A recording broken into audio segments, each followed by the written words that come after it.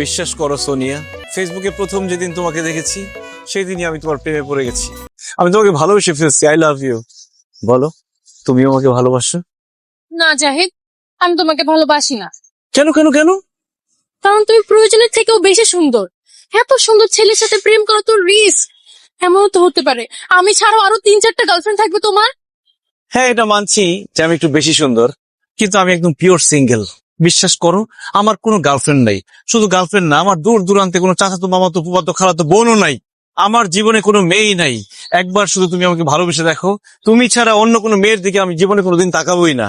প্রেমের বয়স 2 মাস হওয়ার সাথে সাথেই আমি তোকে বিয়ে করে ফেলবো। সত্যি বলছো জাহিদ? অবশ্যই সত্যি। ঠিক আছে, তাহলে আমি রাজি। তাহলে আর দূরে কেন, কাছে আসো। ছি বাবা, তোমার লজ্জা করছে না?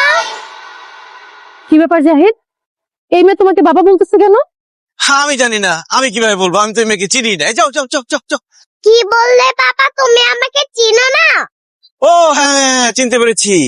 ও হচ্ছে আমার বড় ভাইয়ের মেয়ে। মানে আমি অনেক আদর করি তো, অনেক চকলেট দেই, অনেক আইসক্রিম দেই, এই জন্য আমাকে বাবা বলে ডাকে আদর করে। যাও বাবা, ওইদিকে গিয়ে খেলো, আমরা একটু কথা বলছি। খবরদার বাবা, একদম মিথ্যা কথা বলবে না।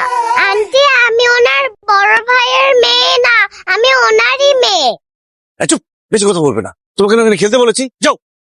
বিশ্বাস করো সোনিয়া, ও আমার মেয়ে না। আমি মিথ্যা কথা বলছি? দাঁড়াও, এখনই প্রমাণ দিচ্ছি। আন্টি, এই যে দেখো আমার আইডি কার্ড, এখানে আমার বাবার নাম লেখা আছে। আরো প্রমাণ আছে, এই যে দেখো আমার বাবা মায়ের ছবি। জাহিদ, ওর মায়ের সাথে এই ছবিটা তো তোমার। আর আইডি কার্ডের ভিতরে ওর বাবার নাম লেখা জাহিদ হাসান। জাহিদ হাসান তো তুমি। তার মানে তুমি বিবাহিত, এই মেয়ে তোমার।